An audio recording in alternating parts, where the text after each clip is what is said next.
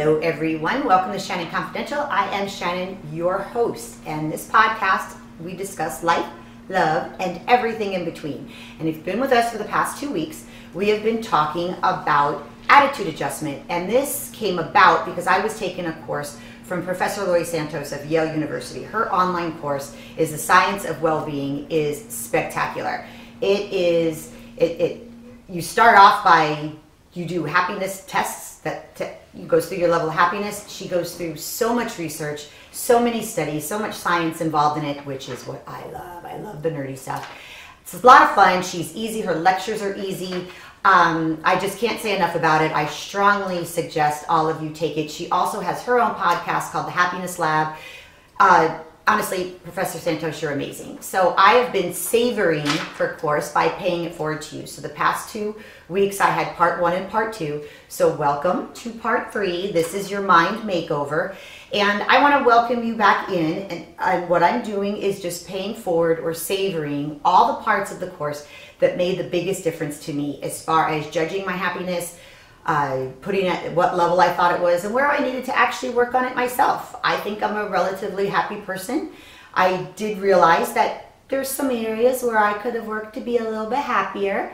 And there's also some areas that I realized due to the way we're wired, I'm not going to say it's not my fault, I hate that answer, but I realized it was going to take a conscious effort on my part to retrain my brain to think differently, not the way we're wired to think, because I was setting myself up to be sad. You know, people do want to be said hi to, and you can talk to people in an elevator.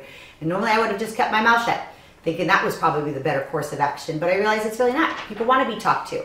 So today I am going to start off with kindness, and simply thinking about being kinder makes you kinder. Think about that. Think about being happy. Think about happy thoughts. It makes you happier inside. And when you think about happy thoughts or being kinder, maybe you're being a little kinder with a friend, or you're doing something fun. So kindness and just thinking about it makes you kinder. So acting on it would make it even more kinder and more happy, and just want to savor it even more. So different things that you could do very simply is you're giving a friend a gift. I do stuff all the time. If I'm out and about and I see something, especially if it's got a mermaid on it, I pick it up. My girlfriend Angela loves mermaids. We just do, like, randomly give each other gifts. We're not talking gifts like expensive. Sometimes, yeah, it's like this little mirror you see. Sometimes it's even a joke. Just little things like that make such a big difference, like sparkly t-shirt to Lazy. You know, I just enjoy giving. So it makes me happy. The person receiving it makes me happy. So giving gifts are happy.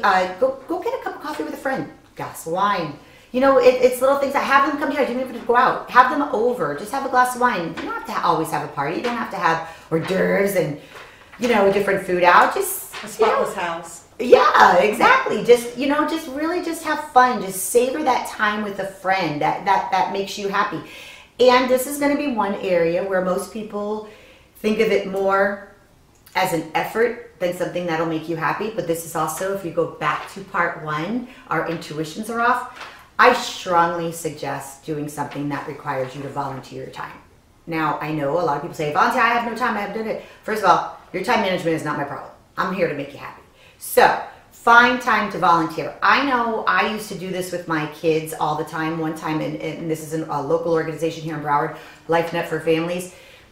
I would take her down there, and especially through the holidays, because you started to see, or maybe, and this is probably sad on my part to say, maybe you noticed people that were hungry or had less than you maybe during the holidays more. So we would go there and help them bag up Thanksgiving meals.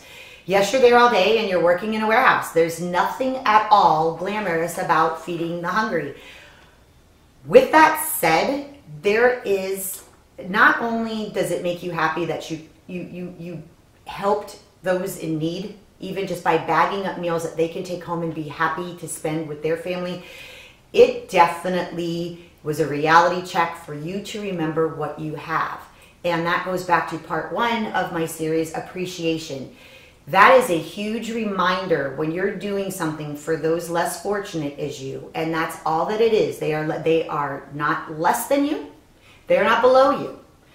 They are just at that moment, they are less fortunate than you. And we are all one instance away from being there. We could all be that family, that mom, that dad, that kid at any point in our lives. We try to work really hard so that doesn't happen. Sometimes life just happens and you end up there. And you would want to hope that there would be others that would then come and volunteer to help you and put your meals together. So it is an eye-opener. It is a reality check. It makes you appreciate what you have, but it also makes you feel good. It feels good to help people. And even if you're not helping, putting food together. I've seen people, walking through a lobby and they drop business cards. Sometimes they don't even, I've seen jewelry fall off of people and they have no idea.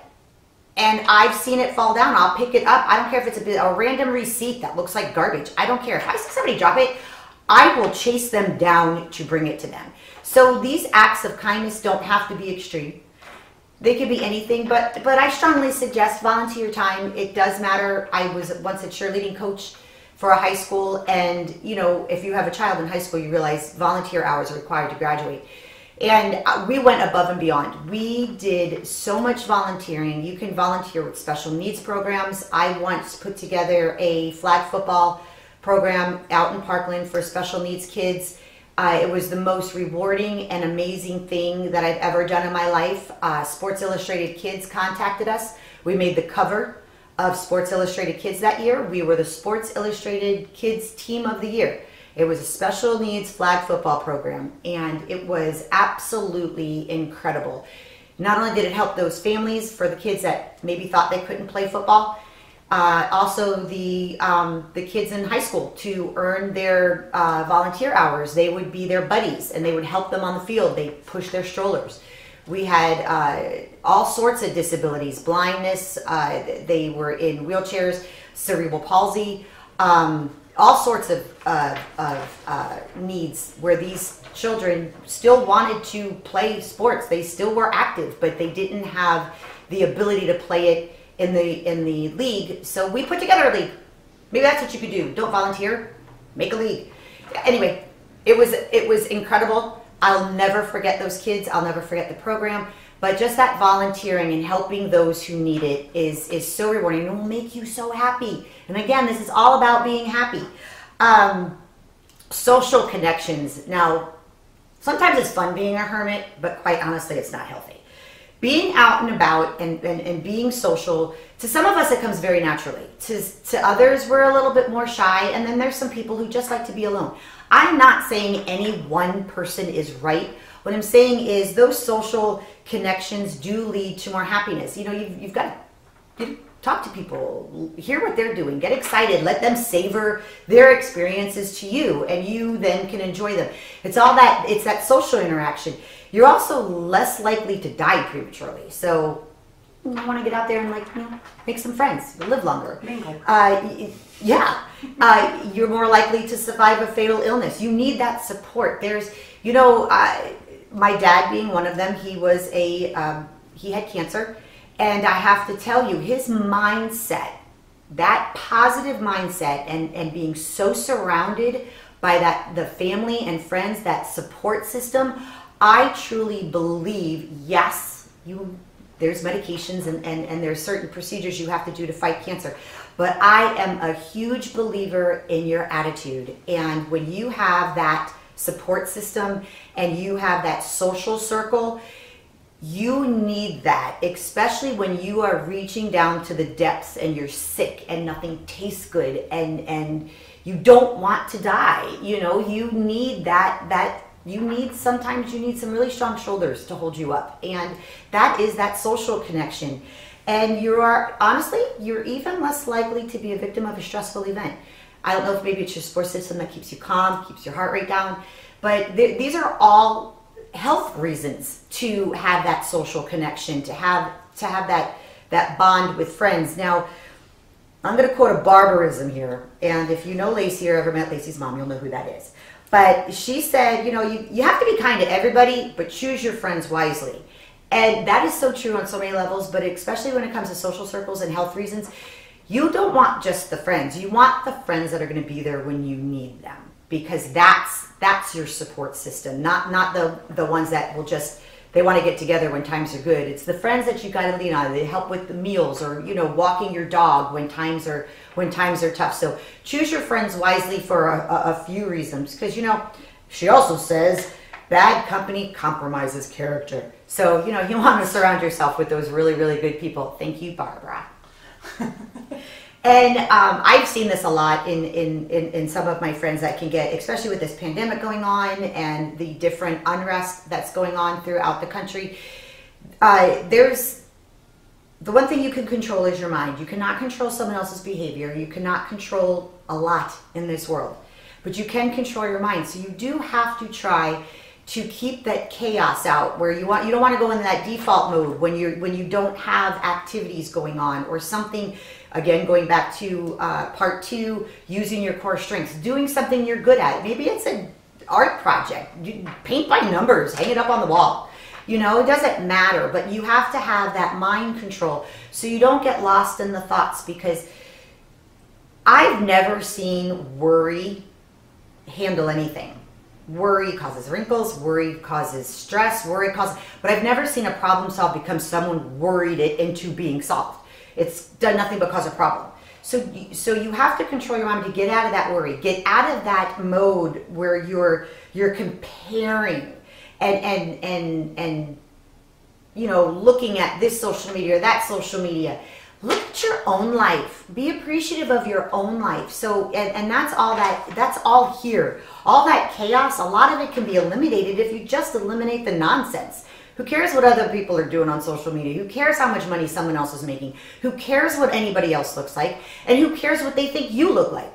You should be the one that only cares about that. If someone doesn't like the way you look, who cares? Who are they? Maybe they don't look that good. Who cares? You have you can't let the little things bother you. You have to have that support system, that strength around you that doesn't allow you to get caught up in that chaos. And there's a study that in the course that I thought was really interesting. Now, I do have a little bit of training in this, so it wasn't shocking, but it's interesting to me how many other people don't get this. So there's a study. You could put candy or fruit on the counter. You could do this at home or you could do it at work. And people thought, oh, no, if it's on the counter, it's not a problem. I've got willpower. No, you don't. You will eat more candy because it's visible. So what I'm saying to you is make the good visible. Put the fruit out on the counter. Put the veggies out on the counter. Make those what you snack on, because when you eat all the junk food, then you feel bad and that doesn't give you happy. You know what I love? Halos. Go eat a ton of Halos. Stick them in the refrigerator. There is nothing like coming back to the house or even sitting down in front of the TV. I don't know. There's something about citrus. I know. Once I take out a Halo and I start peeling it, even my dog Ford comes over. He has to have a Halo. I don't know if it's the bright citrus feel. It just is a happy fruit. So make your good visible. If you have like a little art project or something you need to do that makes you happy, make it visible. Put it in a place in your house that's going to remind you to go back to it. Don't put the candy on the counter. Don't go to work and put the candy on the counter. Bring your good habits everywhere you go. There's a lot of people who have these healthy homes, and then I've seen them at work and they've got the candy jar at work. Don't do that. Come on. Make good habits. Make good choices. All of that makes you a happier person. If you have to remove the social media, if you have to remove some of the candy, so be it. This is your life. This is your time to be happy. You got one shot at this. You either live a happy life or you don't. You got it. Some of it's up to you. And being around like-minded friends is a huge part of that. I talked about, your social connections. But when you're around that person who is maybe more negative, maybe more gossipy, that brings you down. Don't get caught up in that. And if somehow gossiping, you enjoy that, you need to recheck yourself, because that's not a good use of your time. So, put yourself around like-minded people. And the best part about this 3-step series I made it 3 steps, but the course I was at is, it doesn't just tell you how to be happy, how to rewire yourself to be happy, which Professor Santos calls rewirements. It goes into strategies to make you happy, a happier person, your better well-being. But she also gives you ways to implement it. And you could say you're going to be happy 7 days a week or any day that ends in Y. But unless you have a goal and you strategically plan that goal, just saying it's great, don't get me wrong, but you're not going to achieve it. You have to actually plan it out. So think of your goal, whatever your goal is. Let's just say, okay, I'm going to use me for example. My goal, I wanted to have this podcast. So I thought it out, okay, what will it take? What will I talk about? What's the theme? What would I want it to sound like? And at the end of the day, I wanted it to be me. I wanted it to be me talking to you. So I wanted it to be a conversation. All right. So I thought that through. And then I visualized it. Well, how would I do that? You know, would I have guests on? Would I not have guests on? Maybe I would have both. Maybe I would do it, you know, with me, and then certain subjects where that require guests or that I don't know. You have to think it through. You have to think of the what, where, when, all of that fun stuff to actually really see your goal through. Because me just saying I want to do a podcast, that's great.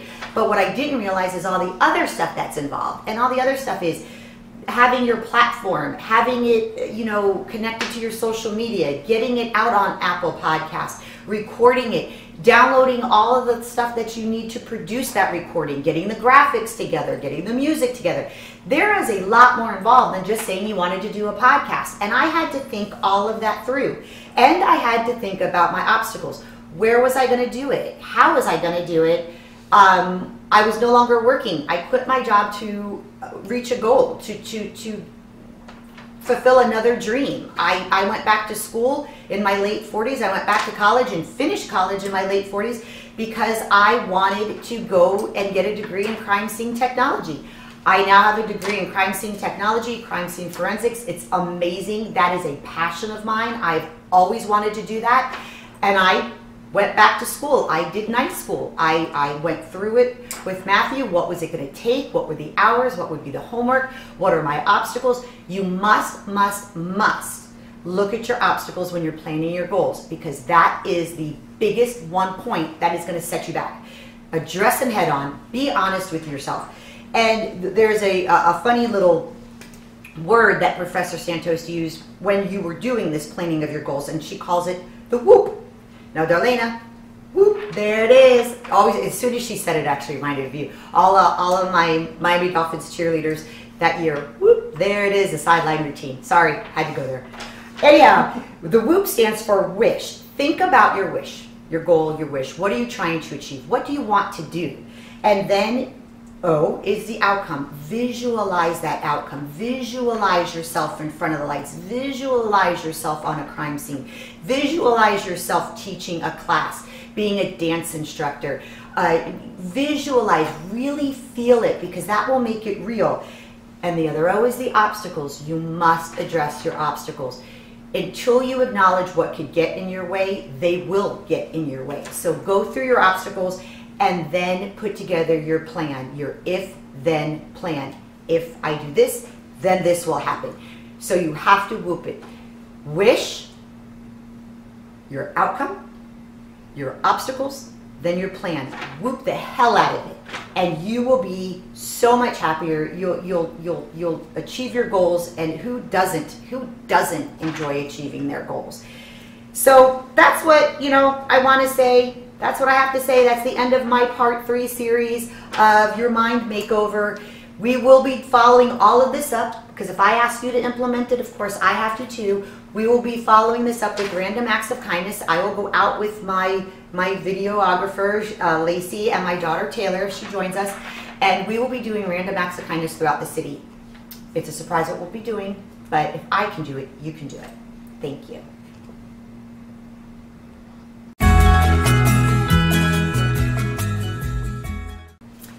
This is the part I love, my Be Kind quote of the day, and this is where I give you a quote that I ask that you take into the next week, implement it, think about it, whatever it is. It just makes me feel good. I'm going to savor it towards you. And this one is by Andrew Carnegie, and it's, if you want to be happy, set a goal that commands your thoughts, liberates your energy, and inspires your hopes.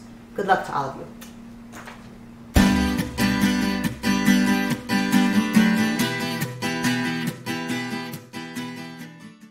For Style Secrets this week, just I have done in the past 2 weeks, I cannot promote Professor Santos enough and thank her enough to make such a difference with her Science of Well-Being course that I felt such the need to savor and pay it forward to all of you. And Professor Santos is a professor of psychology at Yale University. She has the course Science of Well-Being, which is the #1 course at the school. She also has her podcast, The Happiness Lab. Her course is amazing. It's a 10-week course. You will love it. You will get so much out of it. I have barely touched on the parts that have made such a significance in my life. I will link all of it up in my podcast. I strongly, strongly advise it. It's all about being happy, and happy is a direction, people. Keep moving forward.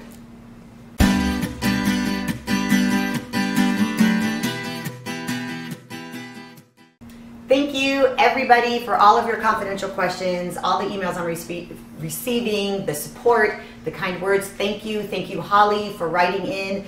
You want me to discuss disassociation. I get that. I get when you get so annoyed or so aggravated, you go numb, and it's just like you're in a different world. It's like an out-of-body experience. You just, whatever, that whatever mode. I will absolutely do some research on that and bring that one to you. So thank you very much. You can send your confidential questions to me. That is anything that I have discussed you would like me to discuss, your opinion, anything at all. I love all the engagements I'm getting from all of you, and you can send them to shannonconfidential007@gmail.com. Look forward to hearing from you. And of course, I am so excited to have Shannon Confidential merchandise, and that's everything. It's not just shirts, it's coasters and water bottles and pillows and all that fun stuff. I love it. It's on redbubble.com, redbubble.com. And feel free, if you do end up ordering anything, please take pictures. I would love to see it. Please follow me on Facebook at Shannon Confidential, on Instagram at Shannon_Confidential, on Twitter at ShannonConfide7, on YouTube at Shannon Confidential, and on Apple Podcasts, search Shannon Confidential. I would love for you to follow me. All my followers, that make a great big difference to me, so thank you very much. And real quick, if you notice my bling, thank you. I had a lovely, lovely friend, Jennifer. More details to come, but she's made some beautiful, beautiful things. Thank you. I will see all of you next week.